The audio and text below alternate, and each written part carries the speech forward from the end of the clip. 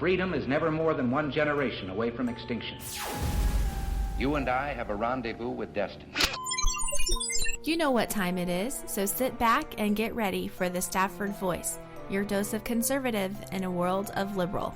3, 2, 1.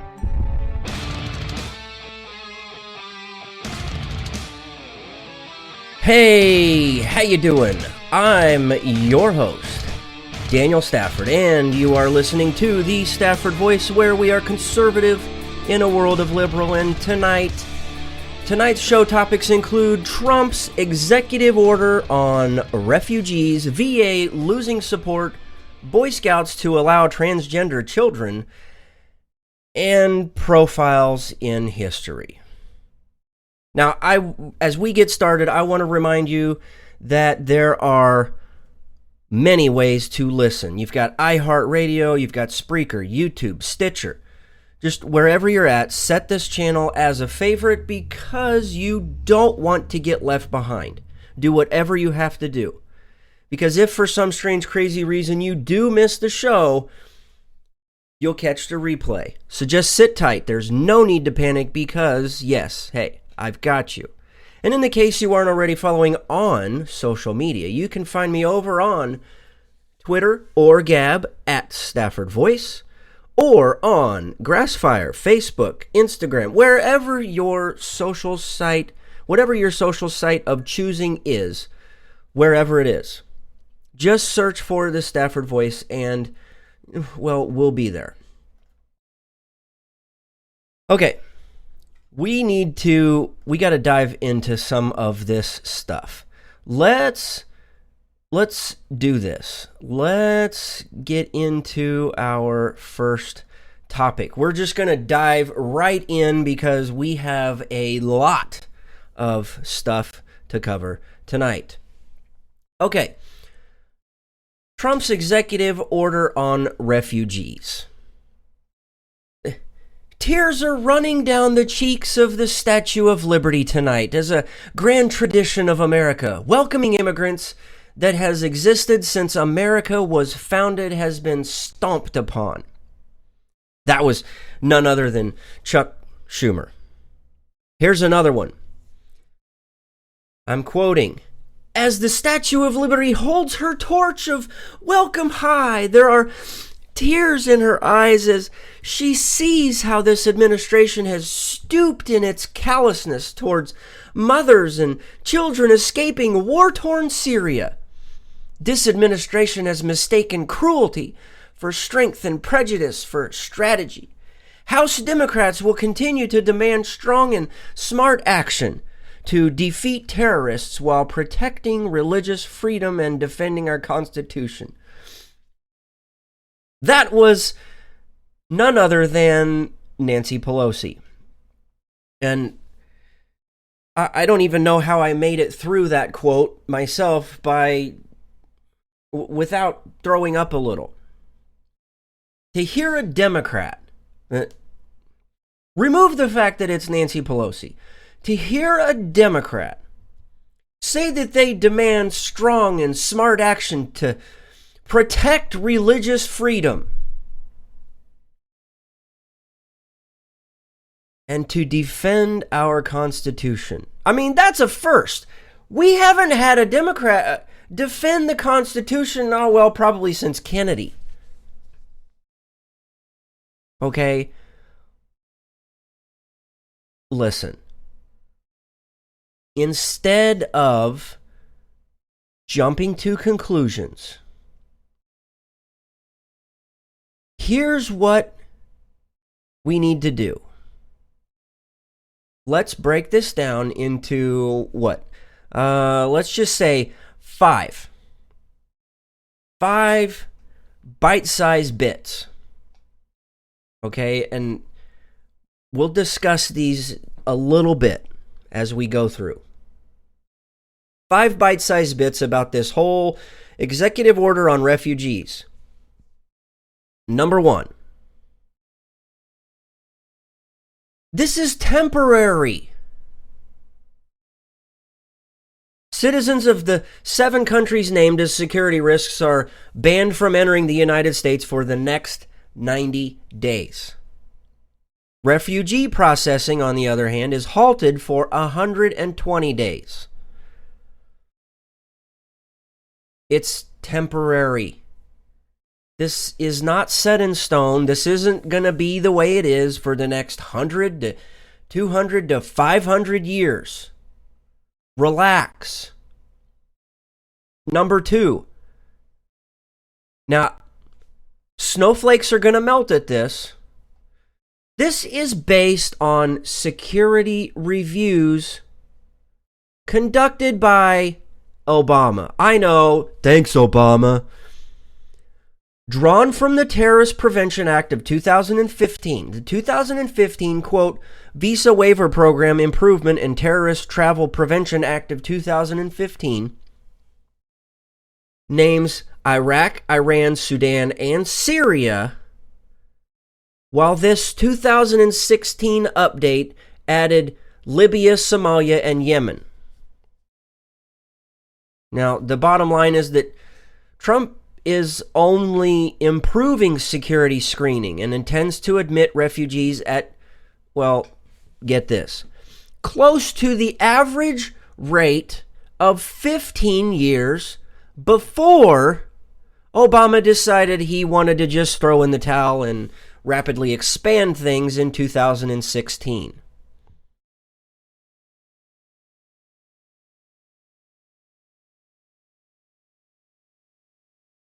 Obama named Syria, not Trump. Obama did. So let's go back. Let's go back to 2011. Let's look at this. By the numbers, 2011, 29 refugees from Syria. 2012, only 31. 2013, we added 5 more. 36 refugees from Syria. 2014 brought 105. 2015, 1682. And we let go of the wheel in 2016 and admitted 13,210. Let me repeat that. 13,210 from Syria. Of those, 13,100 are Muslims. I know we're probably not supposed to report on that. But 77 are Christians and 24, the 24 remaining are Yazidis. So don't tell me this is about Muslims, okay? Don't do it.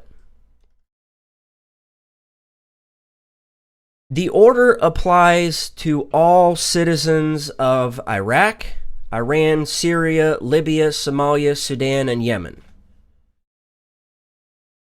It does not specify Muslims at all. The indefinite hold on Syrian refugees will affect Christians and Muslims alike. Okay, let me say that again. Christians as well as Muslims alike. Because after all, you know, we were able to bring in 77 in 2016 compared to 13,100 Muslims. So don't tell me this is an attack on Muslims. Your facts are just wrong. Maybe the heat is getting to the snowflakes and they're starting to melt. Because their argument is.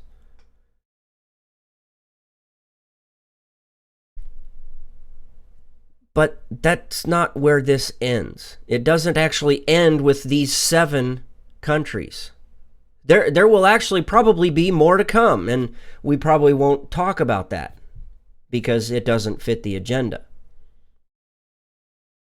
The Department of Homeland Security and the Secretary of State have been told to list out additional countries who are not fulfilling their informational obligations. Now, what does that mean? All of this comes down to, and we will get into this later, all of this comes down to what? One thing, and that is protecting the citizens and the people in the United States. Over the weekend, you had somebody in Canada decided to run their mouth and they would accept all refugees. That's great. Well, what happened today? Oh yeah, a terrorist attack. Boy, we can't talk about that kind of stuff. Man, this kind of things just melt snowflakes. Well, that brings us to our third point, and that is that Trump isn't the first to do this. Obama, thanks Obama, banned immigration from Iraq in 2011, and even before that,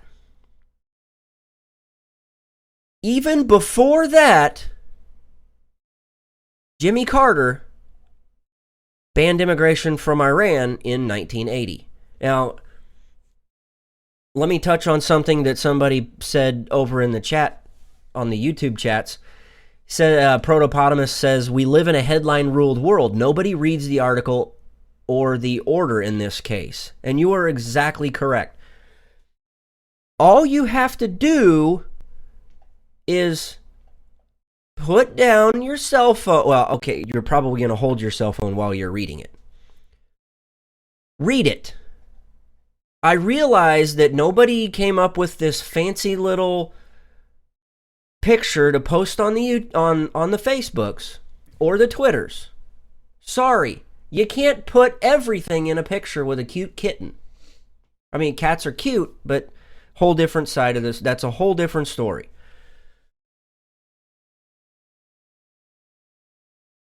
So I agree with you. We've got to I'm speaking in generalities. We have got to quit snapping to a conclusion based off of some ignoramus headline that gives false information, fake facts, alternative facts, hashtag fake alternative facts. Now, is this legal? And that brings us up to number 4. This is entirely legal.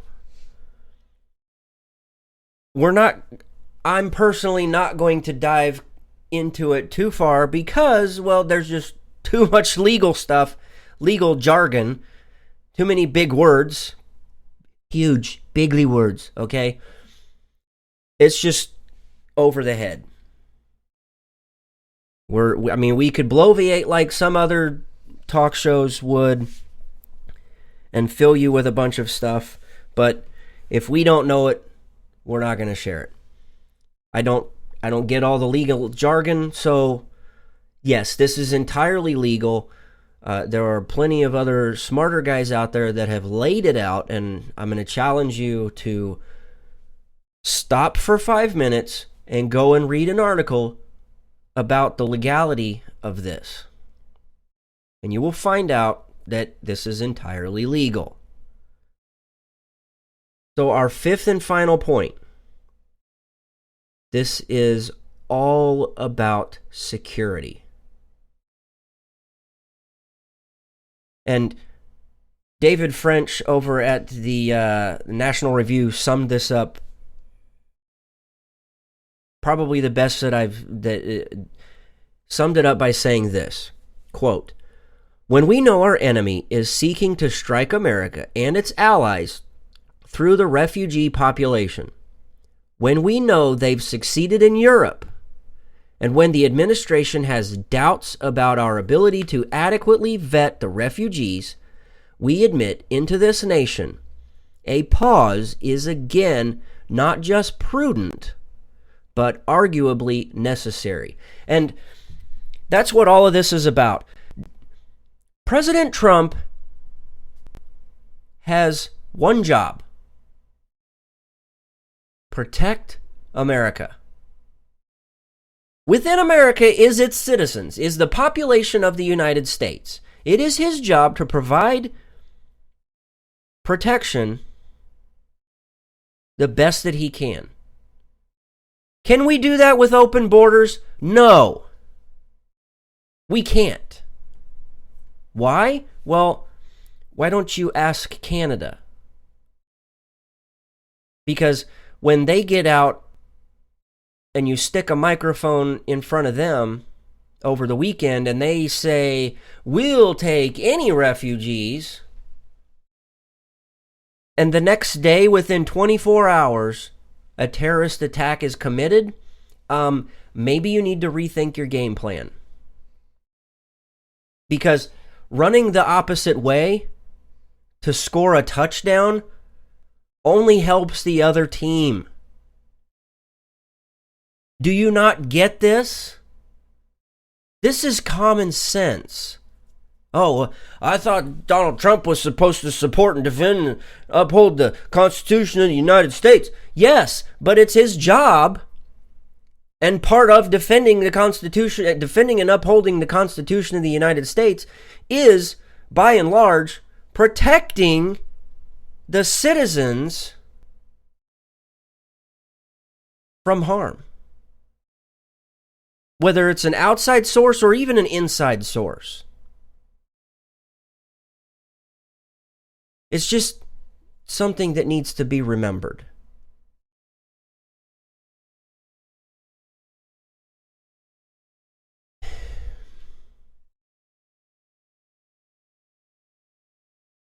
Liberals went nuts. They went batcrap crazy over this entire thing.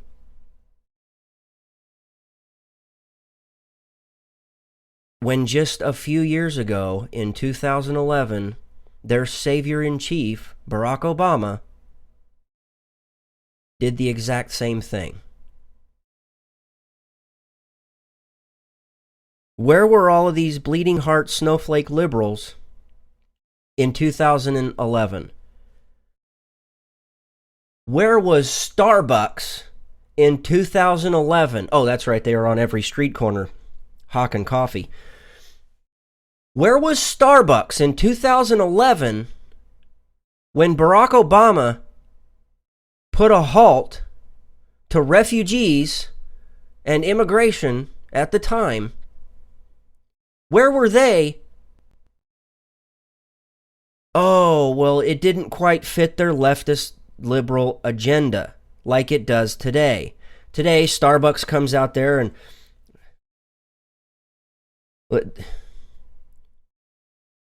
liberalism is a mental disorder. You can take it to the grave. Liberalism is a mental disorder, and the liberal kooks over at Starbucks have just proved that. Because they get out there and want to talk about how, well, okay, fine, we'll hire 10,000 refugees. Hey, Dippin' Dots. No offense to the actual little balls of ice cream called Dippin' Dots. Listen, we have a large amount of people that need a job. We have a large amount of people sucking off the teat of the middle and the upper class that need a job. Get their behinds off of welfare and give them a damn job before you start worrying about refugees. The bleeding heart liberals of Hollywood at the SAG Awards. I'm not going to get into what I think SAG stands for.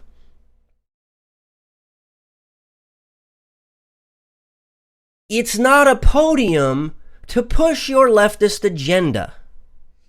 We didn't get a trophy because our person didn't win. Suck it up. If you need a trophy that bad, go buy one. They're like $9.95 right down the street at your local trophy and t-shirt shop. You can even get online and print out your own certificate of completion that says, I did it! Yay! That's great!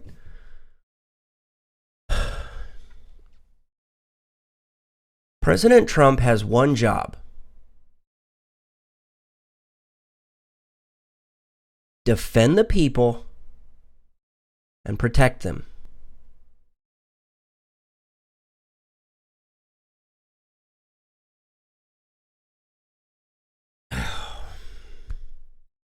I tell you what, we need to take a break because it's getting hot in her. So, trust me, we need to calm down. Now, before we go to break, I want to talk to you. You guys know that I'm a family guy. I'm a family man through and through. Matter of fact, I look at you guys as though you're family. And when I was growing up, there was a show on TV called Cheers. And the tagline of Cheers was, everybody knows your name. I have found the real life Cheers, and it's called Crazy Good Eats. Look, the food is crazy good. I mean, it's really why it's called Crazy Good Eats. It's a fantastic meal anytime we go. It's just, they are awesome, and every time we walk in, they know us by name, and they treat us like family. And it's not just us, it's everybody else that walks in the door. So please, do me a favor and give a shout out to our friends over at Crazy Good Eats. I wish that I could share with you how awesome it is by sending you one of their primo sandwiches, the KC Original. You're just going to have to take my word for it. Again, show some support to our friends over at Crazy Good Eats. I would really appreciate it. And let them know that I sent you. Give them a shout out and tell them I said hey.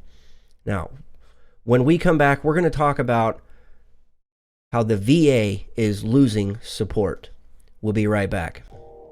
You are listening to KLRN Radio, where liberty and reason still reign.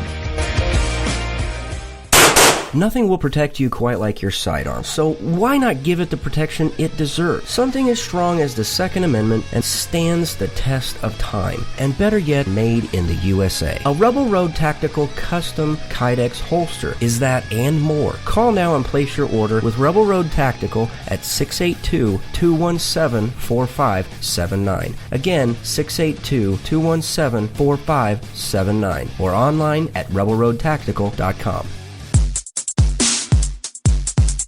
Conservative in a world of liberal. The Stafford Voice. All right, we are back. Now, I know that I forget quite often to invite you into our chat room. And if you're just sitting there on the sidelines kind of watching the show, I want to remind you there is a chat room. So if you want to grab your phone and chat with other like-minded people, you can do so. You can do so over on the YouTube side, or, which I've failed to locate the link for it, you can hop over to klrnradio.com/chat, and you can find some other individuals in there. But for the most part, all of them are going to be in the YouTube chat. Some awesome people in there. Okay. The VA is losing support, and really it's within the VA where they're having these problems. Well, let me touch on a few things here, where it says the impact of the VA hospitals network, quote, systemic long-standing challenges with human capital is spelled out in a new report by the nonpartisan Government Accountability Office, the GAO. In a letter that the GAO wrote to Congress about this audit, said this, that the VA faces serious and long-standing problems with veterans' access to care and management failures, including ongoing appointment scheduling problems, unreliable appointment wait time data, and inadequate coordination of veteran care between VA and non-VA medical providers.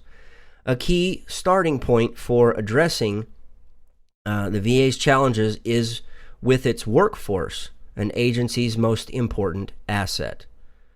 And these auditors went on to say that HR officers and human resource staff with whom they spoke with reported that the volume of work and staff turnover has led to delays in the hiring process. Specifically, HR staff at 3 of the medical centers they visited stated that vacancies in the HR office have led to clinical positions not being filled and resulted in gaps in services provided to veterans.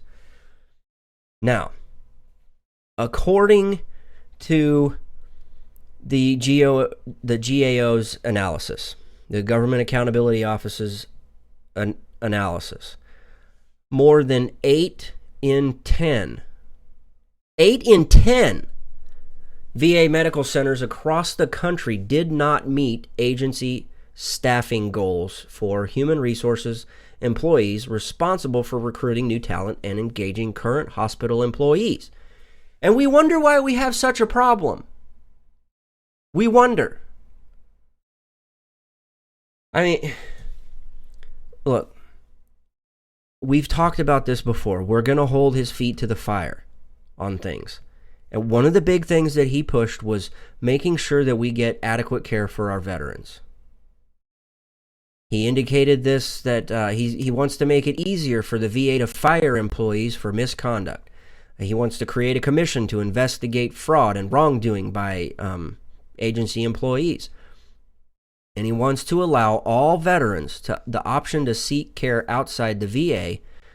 And there's a list of things that he wants to do. I mean, it's a good start, great start. Now I'm starting to sound like him. Oh my God, huge! It's bigly. Okay, we're off to a great start. It's going to be great again. Okay. Anyway, so who's going to head this up? Really? I mean, who's going to head it up? Well, the guy that's basically in charge right now.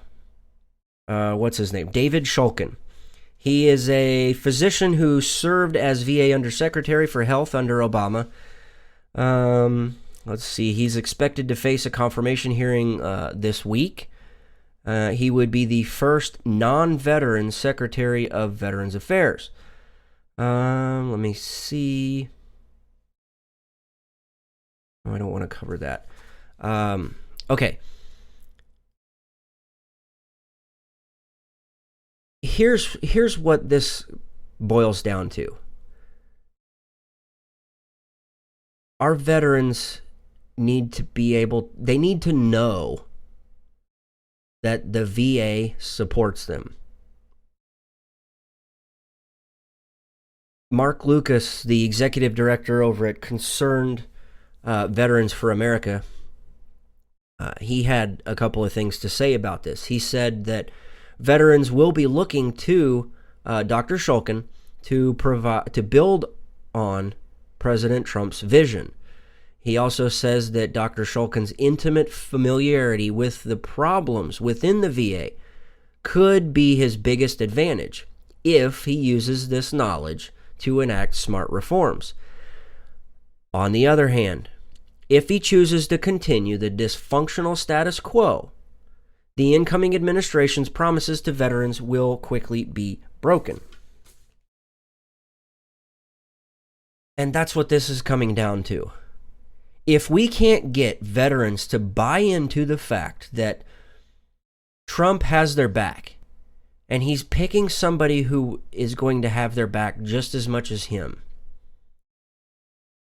they're going to turn, and it's going to be bad. And that's kind of, somebody in the chat room, Jessica, has, from Jesse's point of view, on KLRN Radio, asks a great question. And this is kind of where I struggle with this. How is retaining the old people going to change anything? And I think in large part it comes down to the guy above them. Immediately over Shulkin is Trump. Trump is not going to put up with anything. He's not going to put up with it. I have a sneaking suspicion that at any given moment, if Shulkin slips once, he's out. Trump doesn't allow that kind of stuff. He doesn't. It doesn't fit who Trump is and how he runs businesses. He completely understands, and I really hope that we talk about this next week with our guest. So we have a guest next week. I'm really excited. She's going to be awesome. But this is part of what Trump is. Trump has set out on this blistering pace. The media is completely sideways. They don't know how to handle this because it's not politics as usual. They're not used to it. They're not used to having somebody in Washington get stuff done. And I really, really hope and pray that Trump makes this happen. I mean, our veterans deserve so much more. We've got to start treating them with the respect and the dignity that they deserve.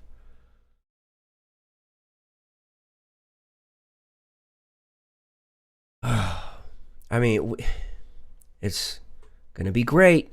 It's going to make it great again. I've got hope. And we'll talk about that more in depth next week with our guest. I got to check the time.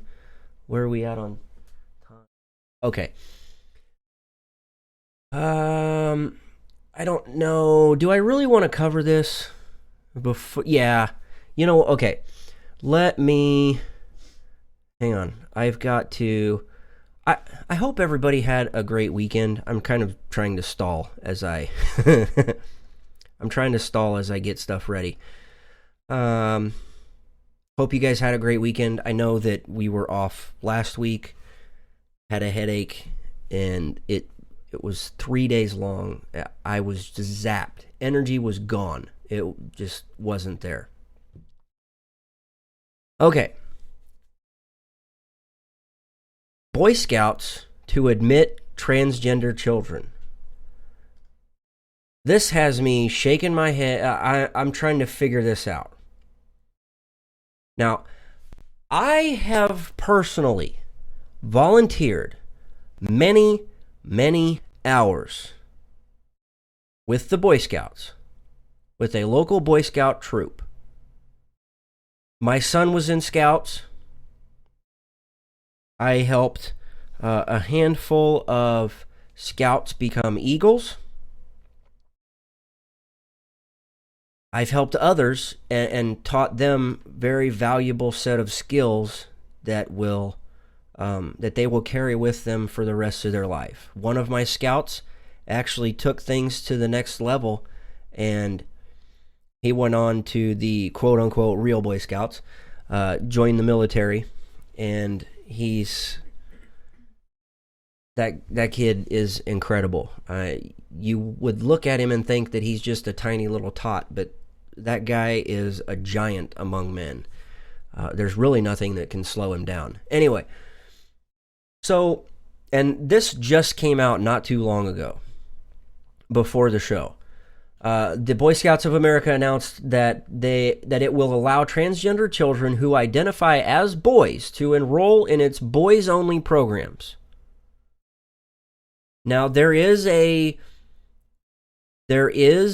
particular part of a Boy Scout program that does allow young women, but they have to be at a certain age. It does not allow a 12-year-old girl who thinks it's a boy into that program.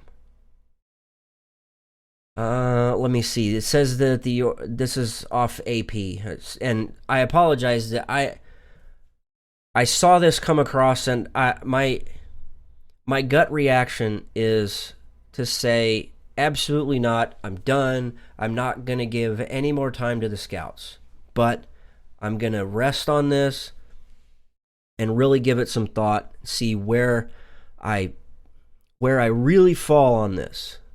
And it's going to be interesting to see what some of the larger churches, we're talking global churches like the Church of Jesus Christ of Latter-day Saints. They are a huge proponent of Boy Scouts. They drop a lot of money into the Boy Scout program. The way that they have it intertwined and meshed with the priesthood for the young men as they advance. It's great. It's going to be interesting to see what the Catholic Church and what other Christian churches do who have their own scouting programs. It'll be interesting to see what comes of this. I don't know if this is because of a lot of pressure, outside pressure being put on the Boy Scout. That's another great point. Is what about schools? A lot of Boy Scout troops are run through their schools. There's a lot of things that are impacted by this. So I'm going to keep my eye on this for you guys, and I'm trying to skim over this real quick. It says for more here. This is I'm quoting from AP article, who is talking about the statement that came from the Boy Scouts of America. It says that for more than 100 years, the Boy Scouts of America, along with schools, youth sports, and other youth organizations, have ultimately deferred to the information on an individual's birth certificate to determine eligibility for our single-gender programs. However, that approach is no longer sufficient, as communities and state laws are interpreting gender identity differently, and these laws vary widely from state to state. Here's the thing. I can almost 100% guarantee that if an 8-year-old boy who identifies as a girl would more than likely not be admitted into a brownie troop. Girl Scouts is a whole different story because it's an older age group. But we need to slow the roll on some things. I realize that times are changing, and really they're not, because in nature you've got male and female. You cannot alter the DNA of a human. You can't. I mean, whatever you're born, you can cut off whatever you want or sew on whatever you think you need. In the end, you do a DNA test, it's going to say you're male or female.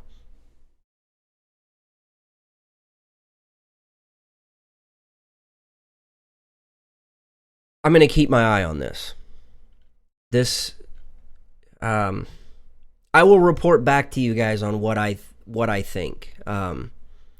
So remind me next week in the chat room. Remind me next week to let you know what I find.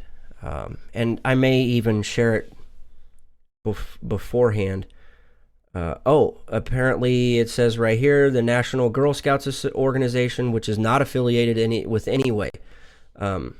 the Boy Scouts, has accepted transgender members for years. Interesting. I did not know this. Anyway, okay.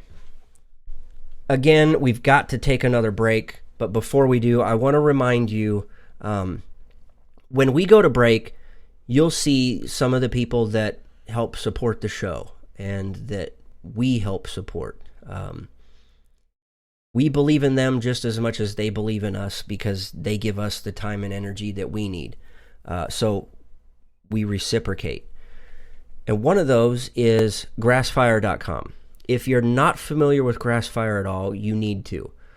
Grassfire.com is a social media networking site. It's kind of like Facebook, but way better. It's nothing like Twitter. It's not really like, I mean, it's kind of like LinkedIn. There's pieces of it that remind me of LinkedIn. But let me say this. There is no liberal agenda over at grassfire.com. None. Not one bit. If you want to go over and talk about any type of issue, you drop a link, people immediately start talking about it. You become friends really fast. You don't have to worry about anybody jumping on your timeline and completely ruining a great conversation. So do me a favor. Jump over to grassfire.com. Look me up, the Stafford Voice. Look up some other people that you may have heard before. You've heard me talk about Eric Odom. He was here in the chat room a couple of weeks ago. Great guy. They're starting something new, and as you can tell, where's it at? Right here. We have jumped onto realamericatv.com as well, which is another part of grassfire.com. So this right here is how much they believe in us and how much we believe in them. Well, please do me a favor, go over to grassfire.com and sign up today. When we come back from a break, we're going to talk about profiles in history. This guy is awesome. We'll be right back. You're listening to the Spark Radio Network, internet radio like you've never heard before. Innovation, creativity, and imagination are all said to begin with a spark. So fasten your seatbelt and take the ride of your life and listen for the spark.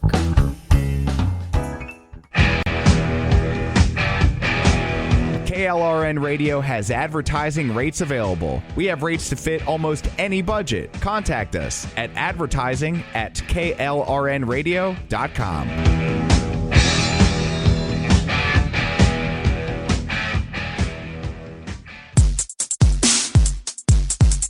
Conservative in a world of liberal. The Stafford Voice. Okay, we are back, baby.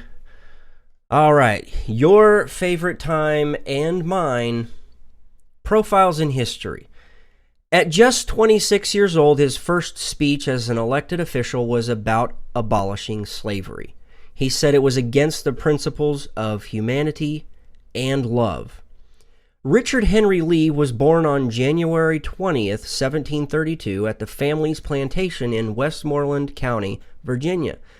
By the time he became a teenager, he began learning how to box from a slave. Why? He would be attending Wakefield Academy in Yorkshire, England, and his older brothers warned him that his English classmates would bully him because he was from the colonies. At 19 years of age, while in England, Lee learned that his father had passed away, so he moved back to Virginia to help manage the family land. On December 3rd, 1757, he married Anne Ayette. Shortly thereafter, he was elected to the Virginia House of Burgesses, where he would serve until 1775. When Britain's 1765 Stamp Act was introduced, he wasn't bothered by it at first. He even applied to help administer it. Luckily, with the help of Patrick Henry and a few others, they convinced him otherwise. One could say that this was the catalyst that kick-started his momentum for independence. In December of 1768, his wife Anne passed away. The next year, he married widow Anne Gaskins Pinkard. May 1774 brought the protesting of the British's closure of Boston Harbor by Lee, who was joined by fellow members of the House of Burgesses, including Patrick Henry and Thomas Jefferson. The royal governor had other ideas. Growing weary of rebellious attitudes, and, well, he dissolved the Virginia House of Burgesses for lack of loyalty. Lee called for a general congress of the colonies to be formed. He got his wish and was even part of the First Continental Congress. Richard Henry Lee was ahead of the curve of most of the other delegates on challenging Britain. Benjamin Rush was especially impressed with Lee's speaking ability, saying, quote, "I never knew so great an orator whose speeches were so short. He convinced his subject so clearly and presented it so immediately to his hearers that there appeared nothing more to be said about it." Lee was happier with the mood of his fellow delegates in 75, even writing an address to the people of Great Britain saying, quote, "Of this at least we are assured that our struggle will be glorious, our success certain. Since even in death we shall find that freedom, which in life you forbid us to enjoy." Energized by Virginia's assembly authorizing its delegates to push for independence, Lee was more than happy to comply, and, as Congress gathered, on June 7, 1776, he introduced his famous resolution, quote, "Resolved, that these united colonies are and of right ought to be free and independent states." He then urged for the adoption of the resolution, saying, "Why then, sir, why do we longer delay? Why still deliberate? Let this happy day give birth to an American republic." Now, unfortunately, the votes just weren't quite there, so the resolution was postponed until on July 2nd, when it was brought up for a vote. Lee was not there for the vote, as he had received word that his wife was seriously ill, and having already lost one wife, he left to be by her side. Now, in the case the resolution passed, Congress wanted some sort of suitable document to proclaim it, so a committee was appointed to draft said document. It was no secret who they wanted to be the leading voice on the committee, since, after all, he did introduce the resolution. However, since Lee was at the side of his ill wife, Thomas Jefferson was picked to replace him. Lee not only missed the successful vote on his resolution for independence, he was also not there when the Declaration of Independence was adopted on July 4th, 1776. And he missed the signing on August 2nd, but finally signed it when he returned to Congress on September 4th. Now, during most of the war, Lee stayed in Virginia, serving in the state legislature. He also served as a militia colonel and even had a few skirmishes with British troops. Now, at one point, his horse was shot out from under him. After the war, he was back in Congress, even elected president of Congress. He did, however, decline serving in the Constitutional Convention in 1787, opposing it because he didn't think it was democratic enough. He thought it gave the government too much power and, like other signers, wanted a Bill of Rights. Now, on June 19th, 1794, at the age of 62, Richard Henry Lee passed away at his home in Westmoreland County, Virginia. He not only declared freedom, but saw its successions. And that is this week's Profiles in History. That guy, a patriot among patriots. It was very, very fun to dig in a little deeper on who Richard Henry Lee was. I see that we've got some new friends with us in the chat room. If you're still there, Goofy Watermelon, I like the name, Goofy Watermelon. I mean, I like watermelon. I love your little Avi. We're here. Here we are. You know what? Drop us a couple of notes there in the chat room and let us know a little bit about yourself. Interact with some of the other people that are with us. But thank you for tuning in. We really appreciate it. Now, I'm checking the time and we're almost done. Almost done. I promise we are not going to go long. So stick around for a little bit of after the show, but by and large, I'm exhausted. It was a very, very long day. A lot of news to get through tonight. We talked about... What did we talk about? We vaguely talked about on the Boy Scouts issue. We will continue to follow that one. We talked about how the VA is losing support even within its own organization. But our main topic du jour of the evening was about Trump's executive order on the refugees. I'm interested to know what you guys think about it. If you follow me over on the Facebooks, the Grassfire, Twitter, wherever, let me know. Shout me out and tell me whether you're for or against what he's doing, what he's not doing. Anyway, I'm really, really interested to know what you guys think of this. And if it's worth sharing here on the show, well, we'll do that next week if we have time. But, unfortunately, that is all the time we have for this week. And I know, God willing, the Stafford Voice, I, your host, Daniel Stafford, will be back next week. You can follow me on Twitter or Gab at Stafford Voice. Or you can look me up on Grassfire, Facebook, Instagram. All you got to do is just search for the Stafford Voice. If you want to remain a little anonymous, or you have a question or a comment that you want to share with us, you can email those to us to thestaffordvoice@gmail.com. Also, speaking of email addresses, if you have yet to sign up for our newsletter, I'm already working on February's newsletter. I mean, and it's not even February. I'm that excited about February's. If you haven't done so, go over to thestaffordvoice.com. Sign up for the newsletter. You actually do get things over there that you won't get anywhere else where we publish. It's interesting.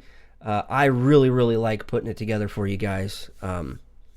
But along with that, none of this is possible without your support. I mean, it is because of your guys' support that we are finally able to announce that we are on iHeartRadio.